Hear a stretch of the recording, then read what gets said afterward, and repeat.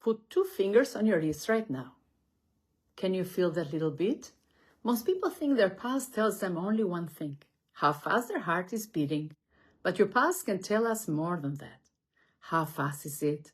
Is it regular? Has it changed from what's normal for you? And sometimes those simple clues can tell us that it's worth asking a few more questions. Today I'm going to show you how you can check your pulse correctly and what your heart rate actually means, what can change it, and when you should not ignore it. Hi, this is Dr. Gani. As a primary care physician of 20 years, heart rate is one of those simple measurements I look at all the time. But you don't necessarily need medical equipment to check your own pulse. You already have what you need. 2 fingers and 30 seconds. So let's do it together. Part 1. Find your pulse. Turn one hand so your palm faces upwards. Now take the index and the middle finger of your other hand. Don't use your thumb. Place those 2 fingers on the thumb side of your wrist. Press gently. You may have to move your fingers slightly until, there it is, your pulse. Beat, beat, beat. That's your radial pulse. And here's a mistake people sometimes make. Don't use your thumb to check someone else's pulse. Your thumb has its own pulse, which can make things confusing.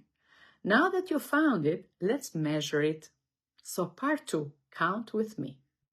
If your pulse feels regular, count the beat for 30 seconds. Then multiply that number by 2. For example, if you count 36 beats in 30 seconds, your heart rate is approximately 72 beats per minute. You can also count for a full 60 seconds if you like, particularly if you want a more direct count. But here's where people make another mistake. They become obsessed with a number. Don't be obsessed, because your heart rate is not supposed to stay exactly the same all day. Part number 3. What is normal heart rate? For most adults, a resting heart rate somewhere between 60 and 100 beats per minute is generally considered within the usual range. But, and this is important, normal doesn't mean identical for everyone. A physically fit person may have a resting rate of below 60 beats per minute. Your heart rate can also change with age, fitness level, medications, and many other factors. That's why I don't look at only one number. I look at the person attached to that number. And I look for patterns. Part 4. Why did my heart rate go up? Your heart rate can increase for completely normal reasons.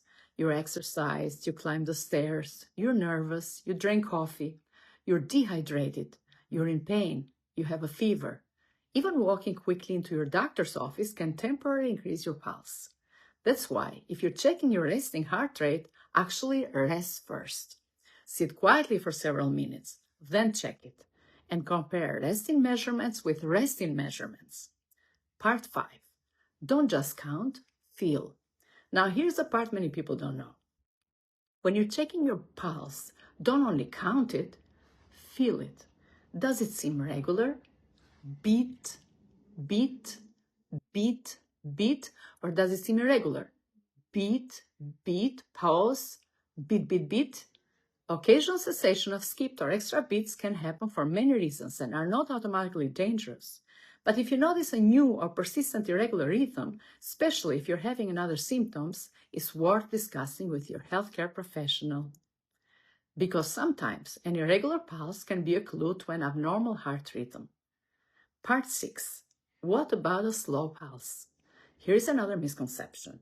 A heart rate below 60 beats per minute doesn't automatically mean something is wrong. Athletes, for example, and physical fit people can naturally have lower resting heart rate. Certain medications can lower heart rates as well. Again, context matters. A number that is completely normal for one person may deserve investigation in another one, particularly if it's new or you have other symptoms such as dizziness, fainting, unusual weakness, or shortness of breath. Part 7. When should you worry? I don't want checking your pulse all day for you and becoming anxious about every little variation. That's not the purpose of this video.